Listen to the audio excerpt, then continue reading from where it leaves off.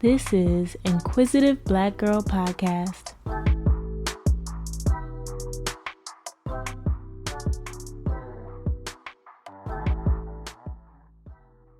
Colorism is one of those topics that will always be relevant, especially when we, Black Americans, are in the midst of dismantling structural racism, white supremacy, and all those things that are hindering us from being our best selves.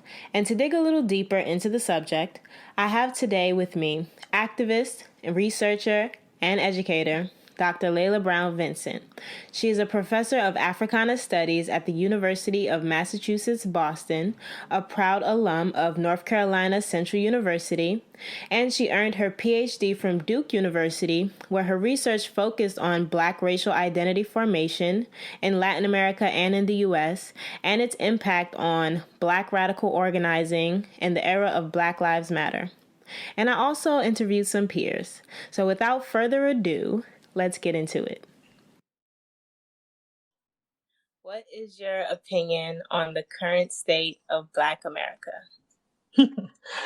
That is a really broad question, and it depends on what you're asking about. I think politically we're in quite a conundrum. I think people are super excited about the election, and I guess in the sense that anything's better than Donald Trump, I guess. But I don't share the same excitement over Kamala Harris and Joe Biden that others do, because I just see them as a sort of continuation of business as usual. And I think sort of because of the economy, because of COVID, I think we're in a worse state than we've been in quite a while, to be honest. Mm-hmm. Yeah, I feel like a lot of people are like, they don't really know how to, like, me personally, I don't know how to feel about the current state of Black America. Like, I don't know who to trust anymore. Like, I'm just here trying to survive at this point, Mm-hmm. But the topic today is colorism. For the listeners who don't know, what are the origins of colorism? The origins of colorism sort of come out of the same kinds of structures that produce anti-Blackness in the world. So the systems of colonialism, slavery, and a part of what sort of happened with colorism is that as the sort of hard lines between Black and white, enslaved and free started to dissolve some, people who were in control, white, wealthy, land-owning men, had to find other ways of creating and maintaining mechanisms of control. And so a part of what begins to happen is that rather than white and Black simply being the line, those who have sort of proximity to whiteness and those who have or sort of the furthest away from whiteness experience different kinds of social mobility, different kinds of acceptance in society at large. And so, quite often those on the spectrum who are, like I said, in closer proximity to whiteness reap more benefits of what whiteness might be in that society. And those who sort of are further away from that have the experiences that are much more like what we understand the experiences of Blackness or the sort of formerly enslaved to be. And in what ways do colorism affect the Black community economically, socially, and politically? The answer to that is in every way. I think there's a difference between, sort of preference and color, right? Because colorism is about sort of structural issues. So, there have been studies that have demonstrated that darker skinned men and women, but women in particular, are considered less sort of marriageable, have more difficulty in securing employment, even sort of notions of fear, right? Like the way we sort of understand light and dark or white and Black within this kind of Judeo-Christian cosmology, even darkness is sort of associated with the unknown, the sort of negative things, right? And light is sort of associated with enlightenment or knowledge or freedom or purity. And those things kind of translate from the language, they translate into our experiences and how, how we interact with one another. So I would say that, you would be hard pressed to find a place where colorism does not impact our lives.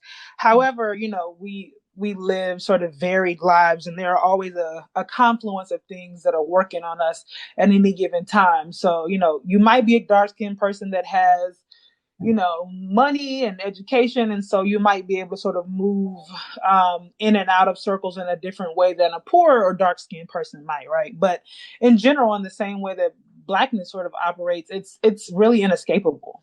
Do you think it's by any coincidence that, for example, like when we're talking about politics, like Kamala Harris and Barack Obama, like how they're fair skinned? Do you think that we will ever see a time where there will be a dark-skinned Black man in a position of power, or a dark-skinned Black woman in a position of power like that? I think that's hard to say. I do think, though, that the particularities of Kamala Harris and Barack Obama go beyond their sort of skin color, right? I mean, I think a part of what makes Barack Obama and Kamala Harris palatable to the sort of larger larger American public has to do with the fact that not only are they light skinned, but they also are of mixed racial heritage, and not just mixed in terms of like white and Black, but also a mixed sort of cultural, national, ethnic heritage, right? So they have a different kind of experience with Blackness, right? And I want to be really careful because I do not really support this notion of, I'm not really a supporter of the sort of ADOS school of thought. I think that there are many and multiple ways to be and experience Blackness.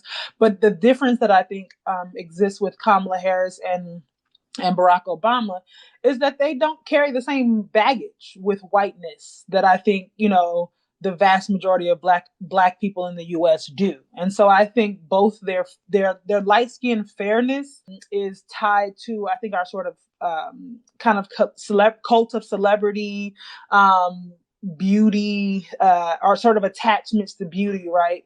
And so, yes, people will say, Kamala's easy on the eyes, Barack Obama's handsome. But I think it's both their light skinnedness and their particular sort of historical, kind of cultural, national origins that make them palatable. And it's hard to say if there will be a dark skinned Black person in that position anytime soon. So what role would you say the media plays in colorism today? I mean, again, the media is sort of an organ. It both reflects what society, sort of what society's values are, but then it also sort of dictates it, right? I think for the most part, we, and the media is all kinds of things, right? I mean, I think we have Joy Reid is maybe one of the few examples of a darker skinned Black woman who has a sort of national platform on news. But I think even in movies, right? So many times when Black characters are cast, particularly Black women, they are typically sort of brown, curly haired, racially ambiguous, often mixed, of mixed racial heritage.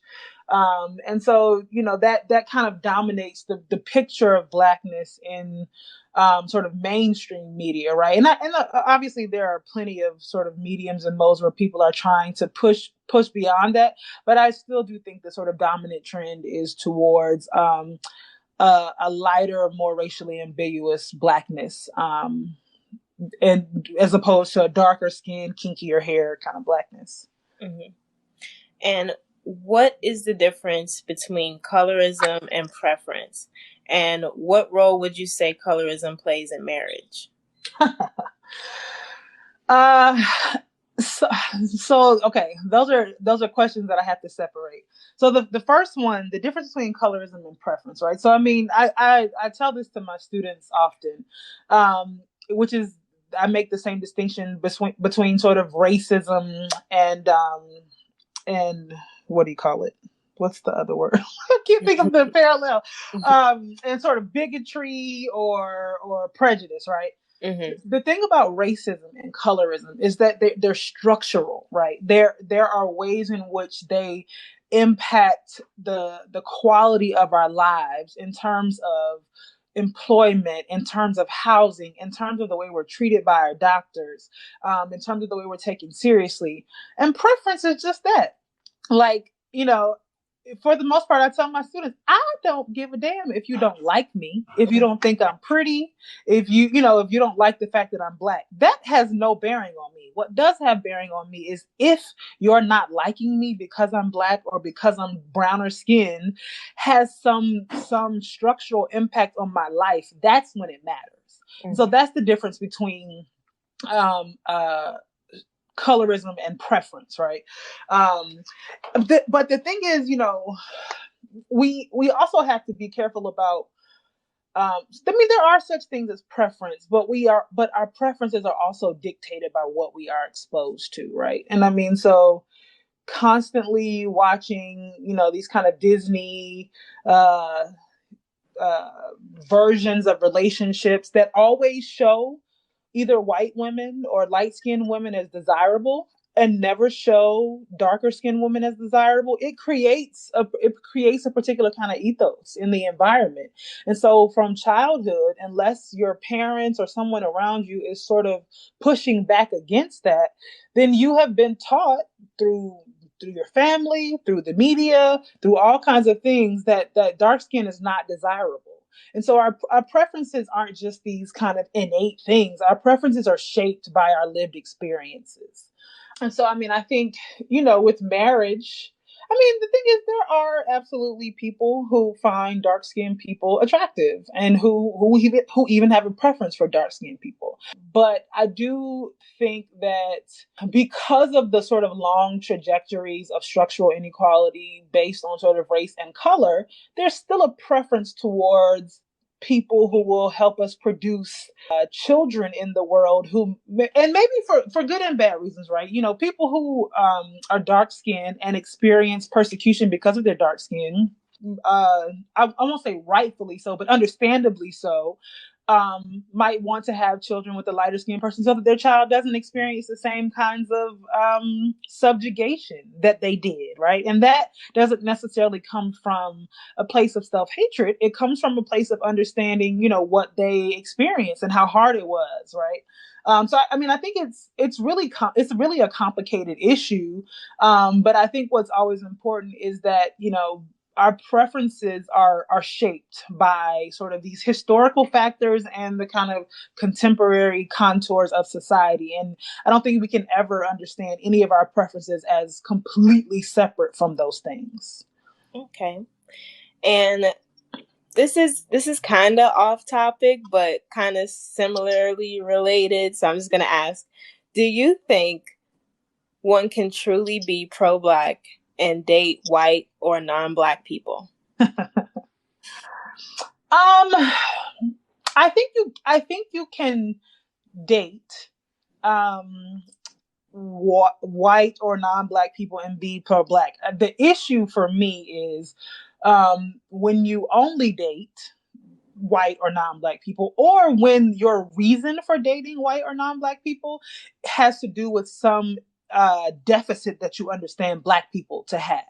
And I think we have to constantly interrogate that, right?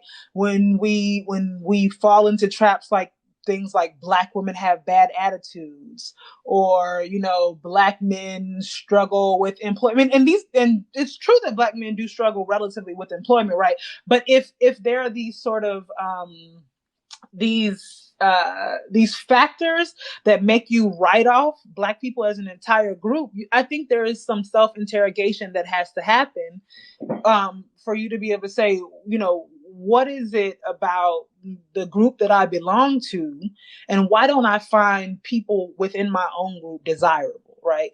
Because I think, love, relationships, whatever, they're quirky, they're tricky, like all kinds of things happen. We find ourselves in interesting situations, and we relate to people on so many different levels. So I think it's possible, but I would say that a person who has a pattern of dating white or non-black people, I would question what kinds of other things are going on with them, if they say that they're pro-black and yet seem unable or incapable of seeing black people as desirable as partners in life. And you studied race in Latin America. Mm-hmm. What did colorism look like for those particular groups? Is it similar to what we experience here in the US? I think in some ways, perhaps it's worse, right? So some of the differences between the way race is constructed in the U.S. and Latin America, right? So in the U.S. we have this thing that we call the one drop rule, right? Or the rule of hypodescent, which essentially understands blackness as a contaminant, right? So any known mixture of blackness makes you black, right? And so you can be as light as Lena Horne.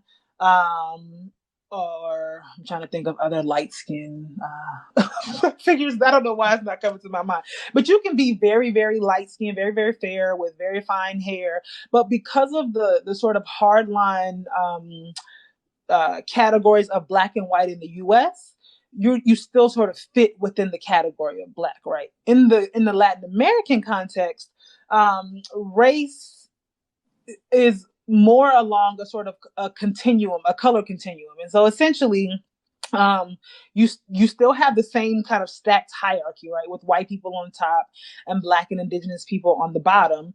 But what happens is that there's more of a sort of buffer class. There's more possibility for movement in between those groups, right? And so, and one of the reasons why that is because in the sort of Latin American territories, which would be, French, Spanish, Portuguese speaking territories under the rule of the Catholic Church, there were laws that actually permitted people to purchase certificates of blood purity, right? Limpieza de sangre, from the Catholic Church. And so there is this slightly different way of sort of belonging to racial groups, right? And so that's why you have, in the U.S., the category of mixed is, a relatively mixed people are not new, right? But our sort of common use of mixedness in sort of the cultural landscape is newer in the U.S. Whereas in the Latin American context, there's always been these sort of categories in between, like moreno, which are these kind of brown categories in between black and white. The trick is that they're always still understood as an admixture of blackness, right? And so while they may offer some benefits in that they are slightly above the category of black, they still are not white, right? And so there still represents this sort of similar ascendancy to whiteness, right? This sort of desired the desiredness of whiteness. And so I mean, despite I think some of the complexities, I find that race and color operate basically the same in Latin America and the US, despite all the different, in the Latin American context, there are, in some places there are 32 or 64 different names for racial admixtures, right? Whether that's, half Indian, half black, or, a quarter African, 1/8 indigenous, right? So there are all these different names for all these categories. We didn't have that in the U.S. context, in the sort of Protestant religious traditions in the U.S. We didn't have all those admixtures, but we still see the preference for whiteness and the denigration of blackness. I don't know if you are up on like the current social media climate, but there's this singer slash rapper named Dani Leigh, and she defines herself as Dominican. Mm-hmm.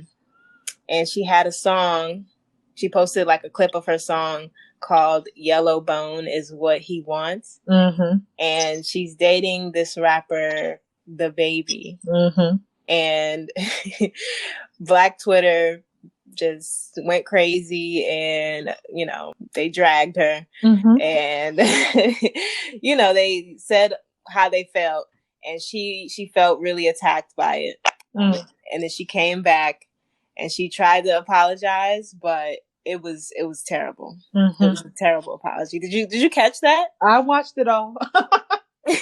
I saw it all. Oh my God. It was nuts.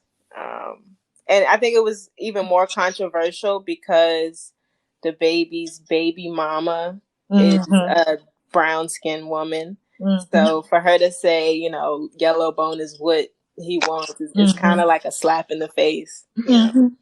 People took it like that. What do you think about that? There are a lot of things to say about this, because I think the first thing, right, a part of kind of hip hop culture is dissing, right? Like that's what we do, and on all. So like, I can maybe understand that maybe she thought she was just, putting out a diss track, as whack as it was.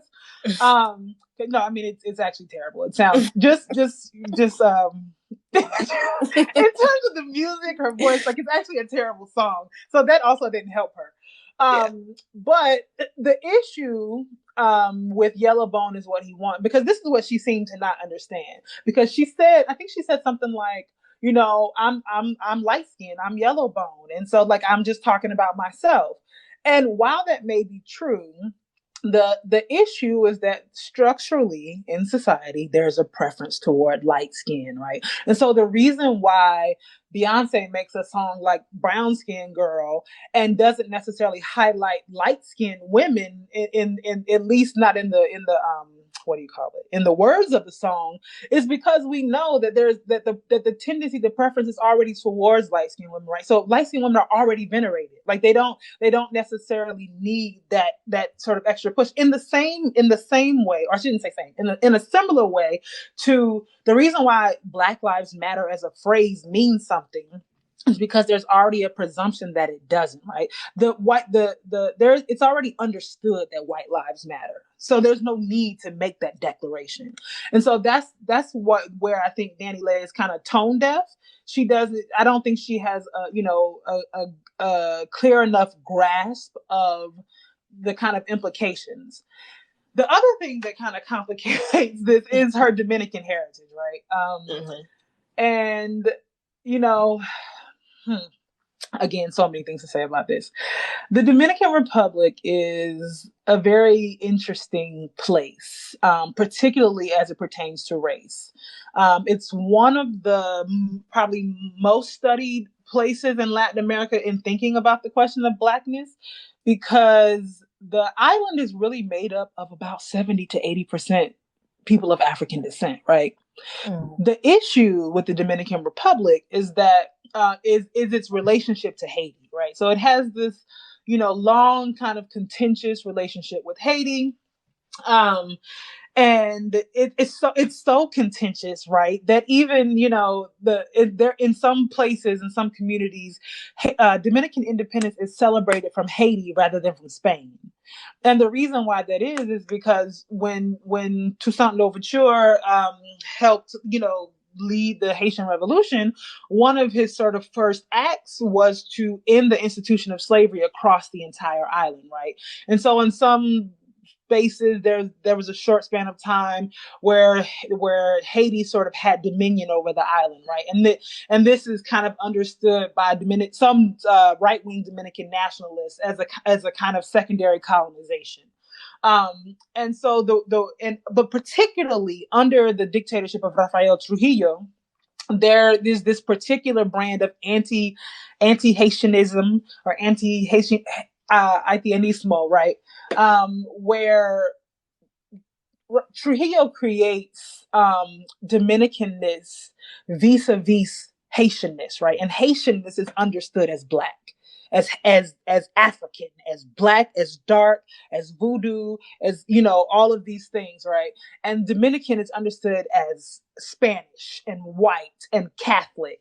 And so, despite the fact that the vast majority of people in the Dominican Republic are of African descent, this particular kind of nationalistic right-wing history makes it such that racial identity in the Dominican Republic often, again, disassociates itself with Blackness. And often people will identify as Taino, which is one of the indigenous groups that historically and currently exist on the island.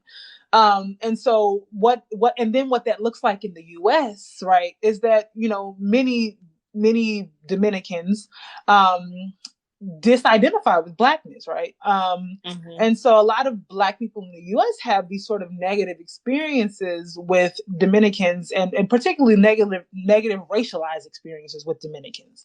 I personally, I spent 6 months in the Dominican Republic in 2006 studying abroad, and it was one of the most racially traumatic experience I've ever had. And it's actually the thing that kind of set me on my path to study race in Latin America, because I just, I'm a Southerner. I'm from North Carolina, and I just had never experienced sort of racial discrimination and anti-Blackness of the particular kind that I did growing up in the U.S. in the way that I did in my time in the DR. And so it's a very special place. And Dani Leigh cannot, I can't imagine whether she's aware of it or not, that she doesn't carry that baggage. Right. Yeah. I think she's kind of, well, I try to give people the benefit of the doubt.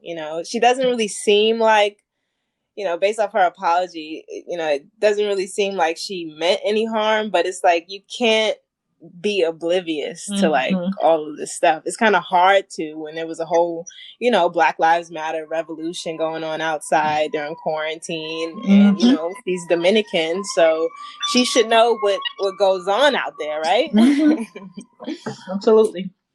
So yeah, hopefully she does her research on the topic and educates herself further, so she'll, have a better understanding of where her audience is coming from. For sure. And I think people have a right to be mad. That's the thing, when you put yourself out there on a public platform, people have a right to respond. And, people don't want to hear what she had to say, let alone that trash song. So right. Yeah, man. It was interesting.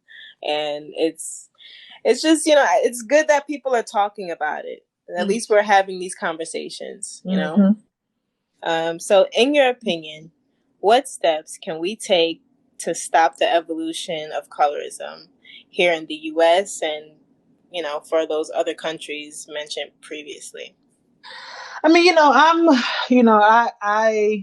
a teacher, right? I come from 3 generations of teachers. My mother was an adult educator. My grandmother was a high school social studies teacher.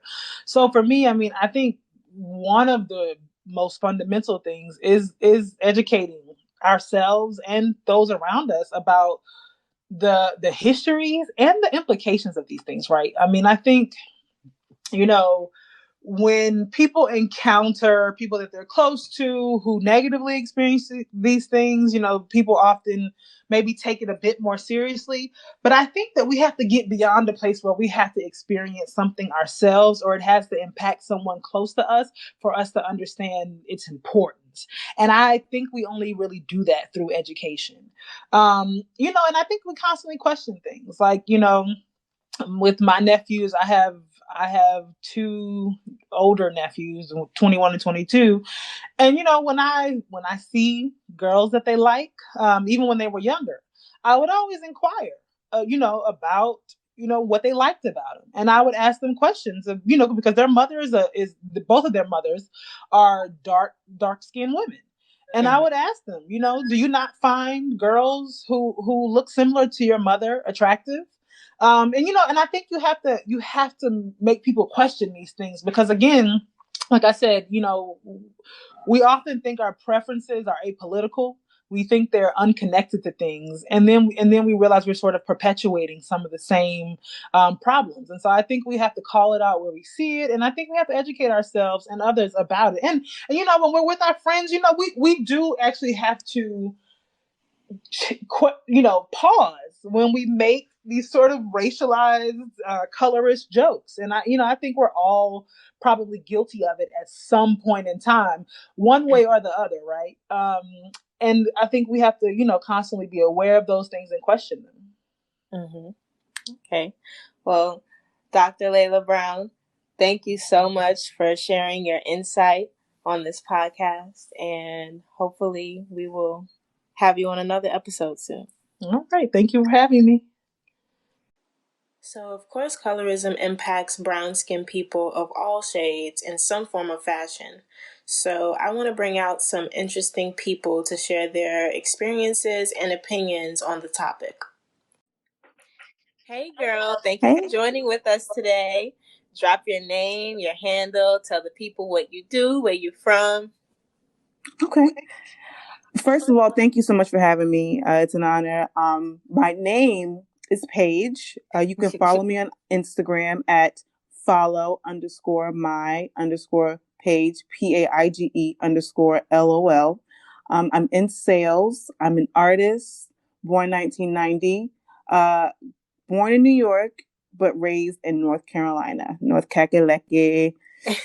Okay, I definitely feel you on that. I was definitely conceived in Brooklyn and raised in Durham, North Carolina. So shout out, we kinfolk out here. We cousins.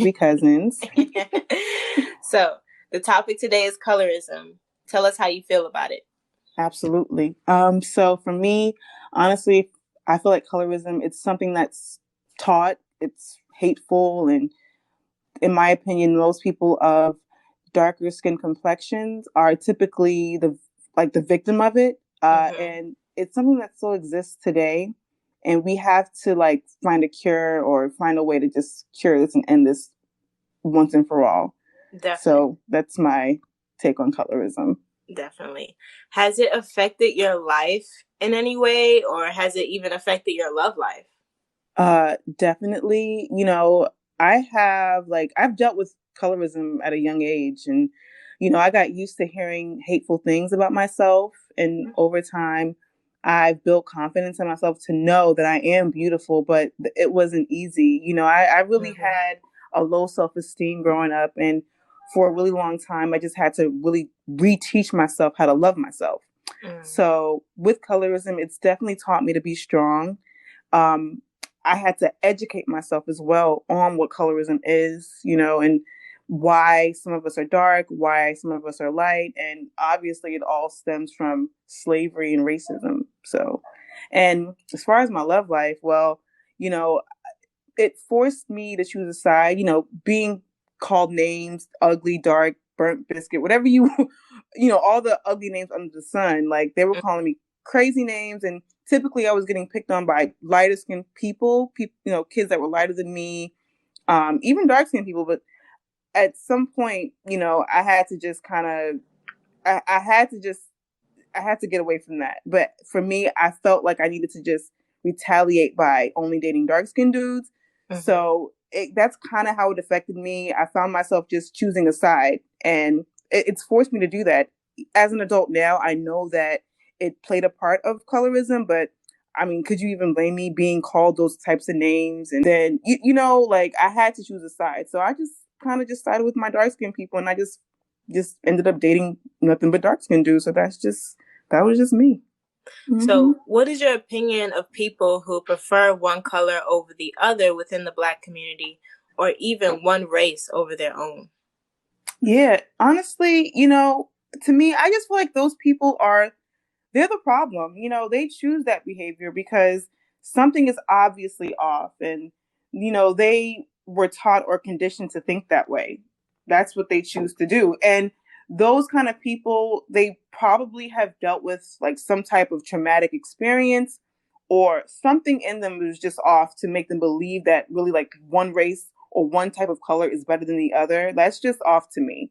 So, you know, I feel like this is it's nothing but self-hatred. You have dark-skinned dudes or dark-skinned women who, only go for light dudes or white dudes or white girls or light-skinned girls because, they probably had their own colorism issues, and they just need to be re-educated, and sometimes in that situation, when your race doesn't have your back, you tend to turn your back on your own race and lose your own identity. But we all need each other. Black men need Black women and Black women need Black men. We all got to just stick together. Like, it's time. Yeah, I definitely identify with feeling neglected by Black men. Just seeing like all of the negativity on social media, negative comments in regards to Black women. It's ugly. Yeah. And, I'm sure a lot of Black women can identify with like that feeling of just like, oh, you know what? I'm going to say fuck a Daquan. I'm going to get me a Tyler or a Brad. A Jake. And, Tyler. Yeah, like, and it's not even how we really feel. Like, a lot of us really do love Black men, and we just want them to love us the same way that we love them. Yeah, absolutely. So what is your advice to people who may have felt victimized by colorism or may be dealing with it now? For myself, me being dark-skinned, I had to just build confidence in myself, just build confidence, know that you're beautiful, of course, and also just educate yourself. It's very important that you educate yourself on the history of Black people and like in a whole, because colorism stemmed from slavery. We all know that, but it's very important that you educate yourself so that you can educate others, because there are a lot of ignorant people out there that just only know their world and they'll just stick to that. They'll just be stuck on that. It's very important for you to just, for one, have confidence, and two, educate yourself, because those people are a lost cause. So you just got to have that confidence in yourself and just know these people are ignorant and they're just, there's no hope for them. So that's my answer to those types of people. Well, thank you so much for joining us today and being vulnerable and sharing your impactful story, because I'm sure somewhere in this world, somebody can relate to your experience. So thank you so much for sharing. Thank you for having me. It was truly an honor. Thanks for joining us today. Tell the people what you do, where you're from. So, I go by the name of Eli Rock. I am a creative out of Brooklyn. I run a company called Morehouse Entertainment, where we host and create original content from other artists such as myself. And you can follow me at Sliced Bread Number 2 on Instagram or Eli Rock on Twitter. So the topic today is colorism. Tell us how you feel about it, and have you ever experienced it? Yeah, man. I think colorism is terrible, honestly. I don't really respect it in any way. I understand that it's a thing that will continue to exist long after now. It's going to be hard to stop. And it's just unfortunate, honestly. And have you ever experienced it in any way? Me, personally, I haven't experienced colorism. Not from other Black people, at least. Like, white people, obviously, but that's like more so racism in a sense. But luckily, I haven't experienced colorism from other Black people. I've seen it, and it was just always very confusing to me. It was just weird. And what is your opinion on people who prefer one color over the other within the Black community, or even one race over their own? All right, so say you're a Black person that prefers to date Black people. I'm actually all for that, because that's personally how I get down myself. I understand it completely. Even if it's a white person and he's like, I only date white people, more power to you. I like that you don't fetishize Black women. That's cool with me, because that's usually what they do, but whatever. So yeah, that's where that is, really. Like, Black people that prefer to date a certain color of person or a different race of person, that's goofy as hell. That's so weird. And same goes for any other race. Like, preferring to date outside your race or preferring a person to be a certain shade is it's a little off. I don't know. Oh yeah. And in your opinion, how do we as individuals stop the evolution of colorism? Can't really. Can't. Like, the best thing we can do is, us as individuals not be colorist. Outside of that, man, there's nothing we can do. Like, it's just gonna always be that way because we as humans, we're imperfect. So we like to judge or just see, like, have these things and cover them up as preferences or whatever. It's just human nature. Thanks for joining us today. Tell the people what you do, where you from. I'm Taylor Bridges. I work in the tech industry in operations specifically. I'm from Houston, Texas.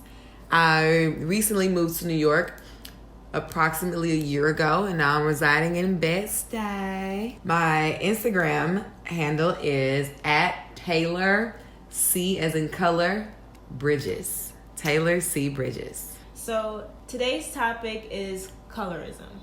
Tell us how you feel about it. I feel like colorism is a prevalent, disgusting virus.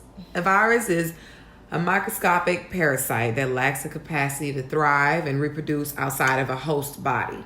I equate colorism to a virus because it's only realized and born from within. It's an internal reaction to the external.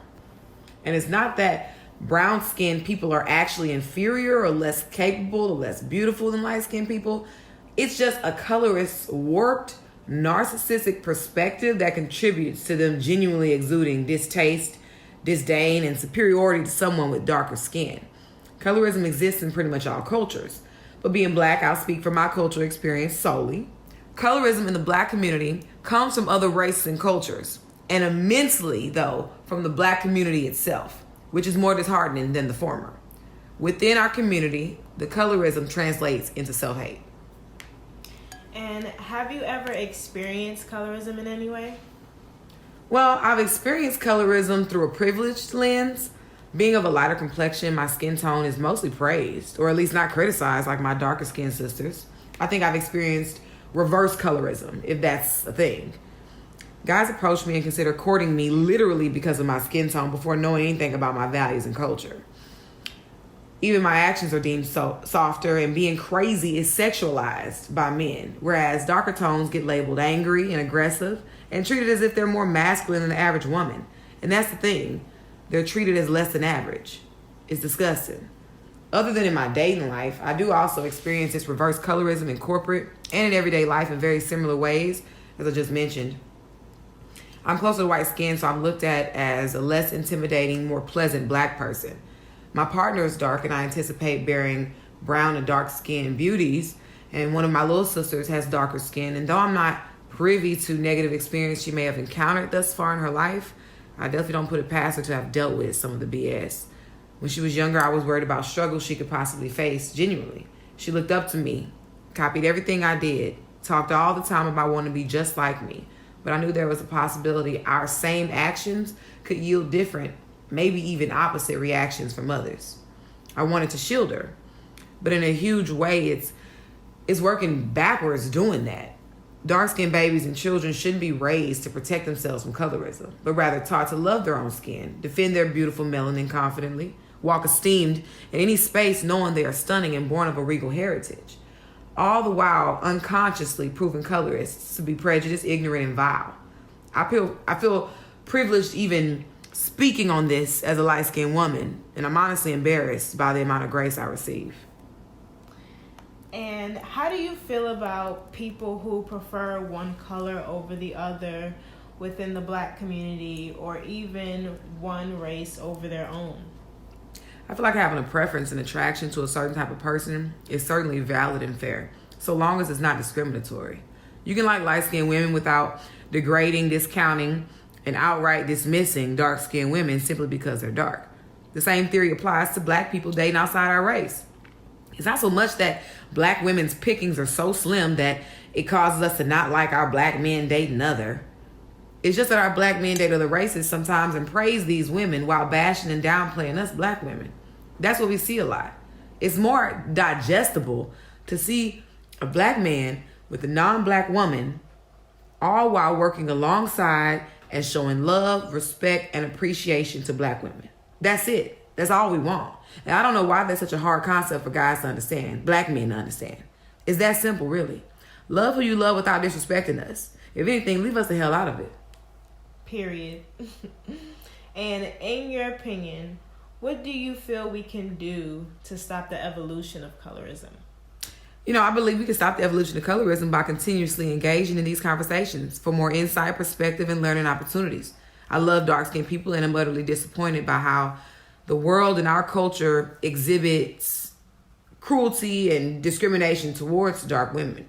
I'll never feel what they feel, but I'm truly an advocate and supporter of their value, beauty, and superiority. I think colorism will immensely evolve once the black community uproots the self-hatred towards dark people. The virus is within, so it's bound to spread externally. We can't be upset that other cultures treat us how we treat ourselves. Uproot the self-hate and implement the all-encompassing love. The world will certainly adapt. In conclusion, colorism is here, and the only thing we can really do to fight against it is to continue the dialogue. Call people out when you see colorism taking place, and educate with love, and understand that it isn't going to go away overnight. But it is our job as a people to continue to educate ourselves, think better, and do better. Thank you guys so much for tuning in. I hope that you can take something positive from this episode, share it with your friends and family members who you feel may need a little colorism education, and stay tuned for the next episode.